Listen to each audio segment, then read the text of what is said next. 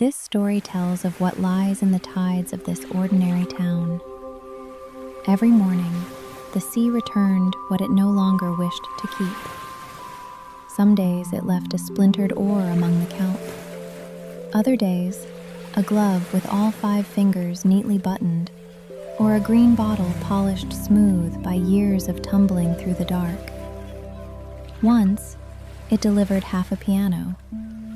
The keys still worked, though only the gulls seemed interested in playing it. Mira found the door on a Thursday. It stood upright between 2 black rocks at the far end of the beach, where the tide had retreated farther than anyone in Bellweather had seen in years. There was no wall around it, no cottage, fence, or ruin. Just a narrow blue door set into the open morning, its paint blistered with salt, and its brass knob shining as if someone had polished it moments before. Mira walked around it twice. From behind, it looked exactly the same. She put her ear to the wood and heard a bell ring somewhere below her feet. That should have been enough to send her running home. Instead, she tried the knob. The door opened inward. Beyond it, a staircase descended beneath the beach. Mira stood very still while cold seawater dripped from the stone steps.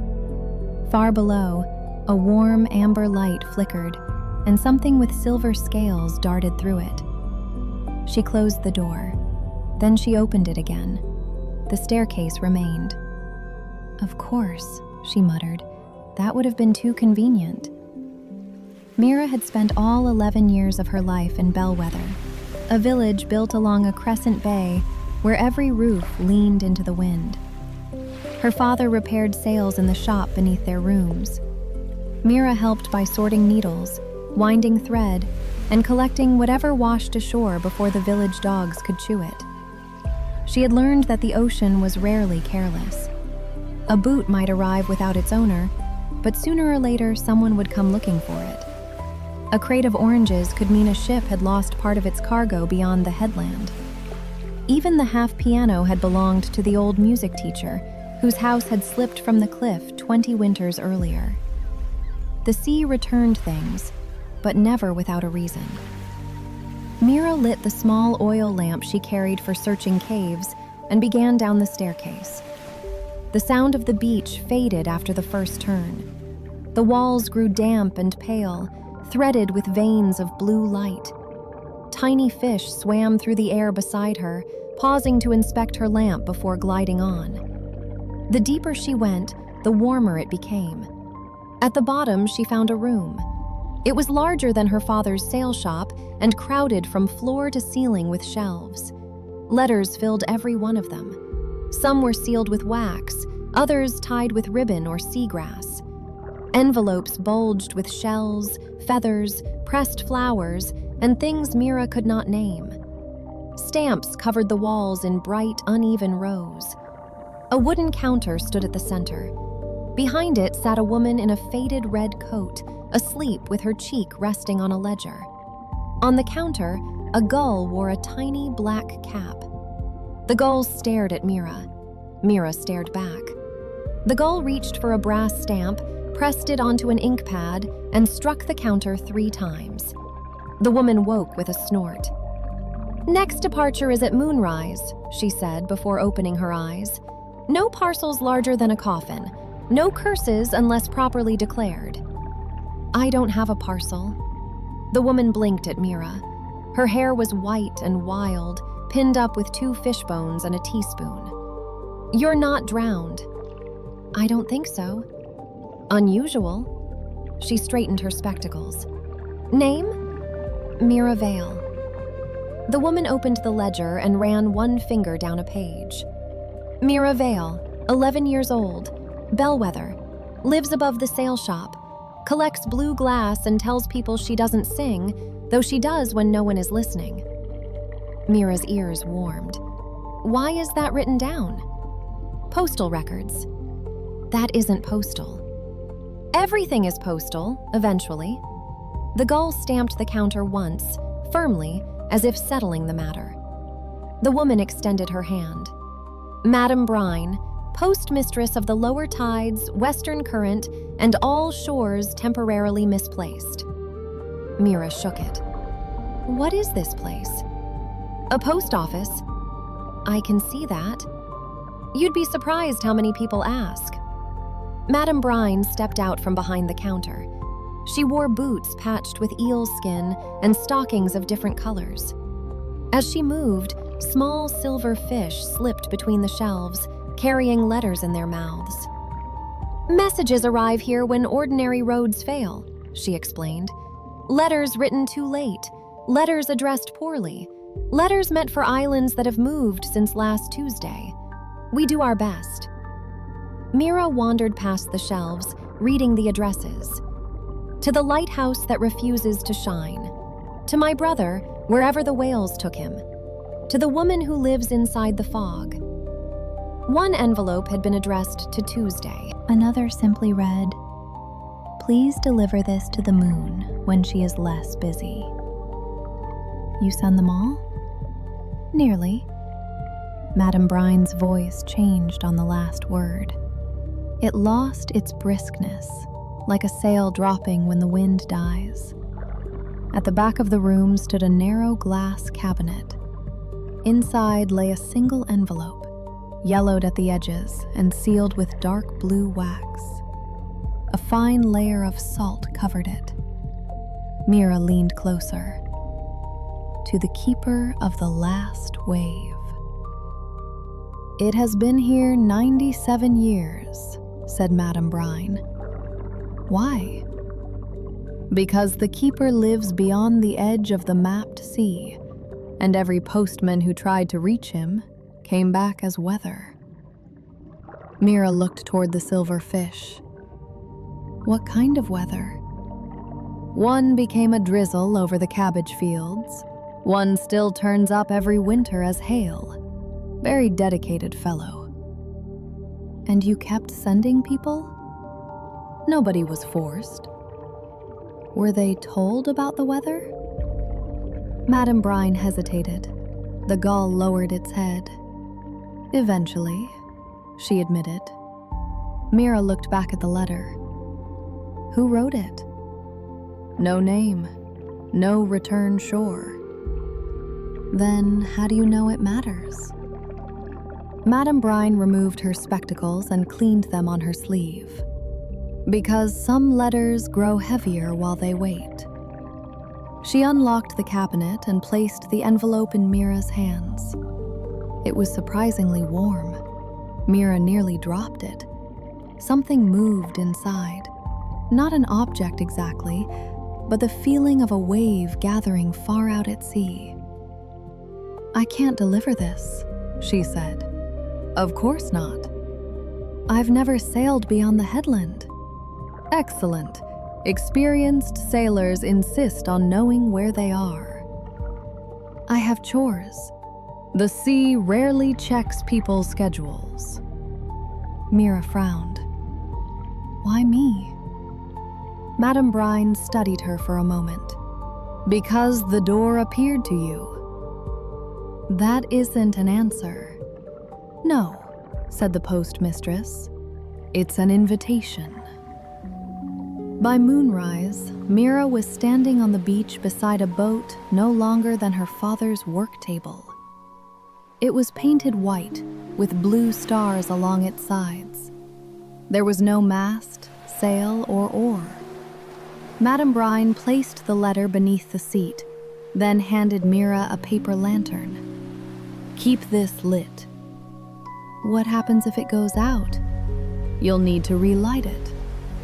Mira waited. Madame Brine shrugged. "Not every warning hides a catastrophe." The gull hopped into the bow and settled itself with the dignity of a captain. Its cap was now tied beneath its beak. "How does the boat move?"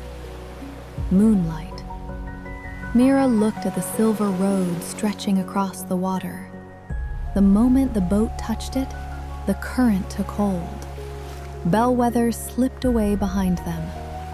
The boat did not sail through the sea so much as along the moon's reflection. Wherever the pale light crossed the water, the little vessel followed. When clouds covered the moon, it slowed to a patient drift. The gull's name was Postmaster Crumb, though he delivered no mail and appeared to have promoted himself. He ate half of Mira's bread, stole her blanket, and became deeply offended whenever she questioned his qualifications. They passed jellyfish as large as houses, glowing beneath the surface in shades of rose and violet. A whale slept upright in the deep, its nose pointed toward the stars. Small gardens grew across its back, swaying with every breath. Near midnight, Mira heard bells. An island moved past them on 8 stone legs, picking its way carefully through the water. Trees and cottages covered its shell. The people standing along its shore waved apologetically. "Wrong current!" someone called. The island turned around and walked south. Later, a lighthouse appeared with no rock beneath it. It stood directly in the sea, narrow and white, while waves passed through its lower rooms. A light burned at the top. As Mira watched, the beam swept across their boat and stopped. A door opened high above. An old man leaned out and shouted, "Have you seen Thursday?" "It was yesterday," Mira called back.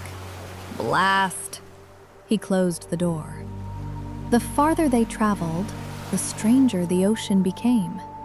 Stars appeared beneath the boat, so that Mira could no longer tell which way was up. Rain rose from the sea and vanished into the clouds. Once, they passed a school of fish swimming in the shape of a key. At dawn, or what Mira guessed was dawn, the moon's path narrowed to a thin silver thread. Ahead stood a black lighthouse. It rose from a solitary rock at the end of the sea. No beam turned behind its glass. No birds circled the roof. Waves approached from every direction but broke before touching the stone, as if unwilling to climb any nearer. The little boat stopped. Postmaster Crumb refused to leave it. Mira carried the lantern and letter up the rock. The lighthouse door opened before she knocked. Inside, someone was waiting. The keeper of the last wave was not enormous. He had no crown, trident, or cloak sewn from storms. He looked like a tired man, with seaweed tangled in his gray hair and salt dried along the sleeves of his coat. Behind him, the lighthouse spiraled upward around an empty center. Hundreds of glass jars lined the walls. Each contained seawater. Some held rain, some held mist. One contained snow that never melted. "You brought it," he said. His voice sounded like pebbles turning beneath shallow water. Mira handed him the letter. The keeper did not open it.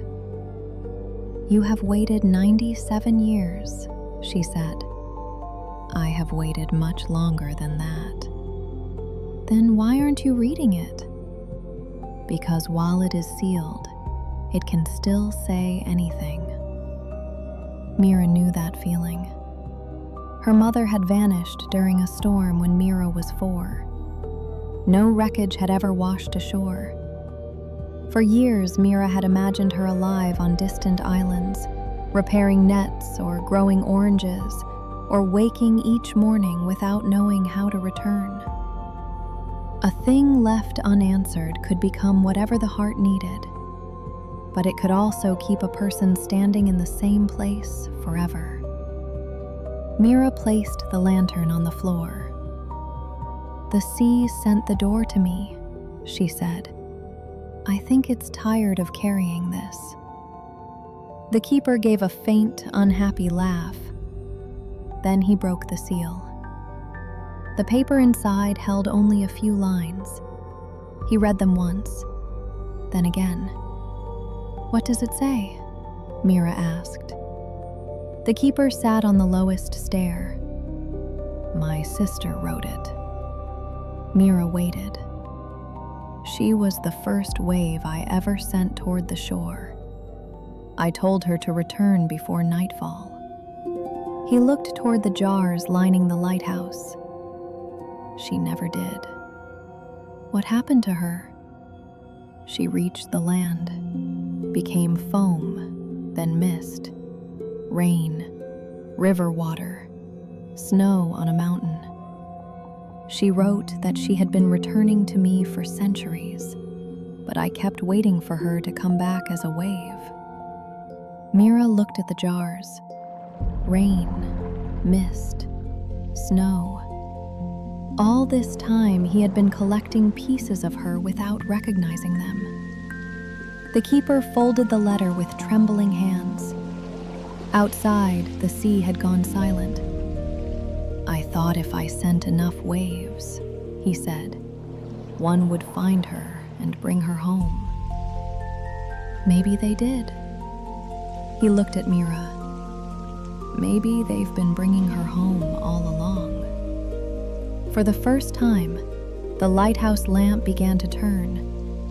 Its beam passed across the empty sea, pale at first, then brightening until the water shone from horizon to horizon. The jars along the wall cracked open. Rain rushed through the room without making anything wet. Snow scattered upward. Mist slipped beneath the door. Each form of water circled the keeper once before flowing out to sea. A wave rose beyond the lighthouse. It was not taller than the others. It carried no face or voice. Yet the keeper stood as though someone had called his name. The wave touched the rock. Then it carried Mira home. She woke on the beach at Bellweather with Postmaster Crumb asleep on her stomach and dawn spreading over the bay. The blue door was gone. So was the boat. Her father found her before breakfast and scolded her for an hour while holding her so tightly she could barely breathe. Mira never found the post office again. Still, she continued walking the beach each morning. She returned buttons, bottles, keys, and once a wooden leg that belonged to nobody in Bellweather but fit the baker surprisingly well. Years later, she found a damp envelope tucked inside the pocket of her old green coat. There was no stamp, no address. Inside, in ink the color of deep water, someone had written, "Nothing the sea loves is ever entirely lost." After that, Mira stopped calling the objects on the shore things the ocean had thrown away. She thought of them as messages. And whenever she found one she did not understand, she carried it home, set it beside the window, and waited patiently for the rest of the letter to arrive.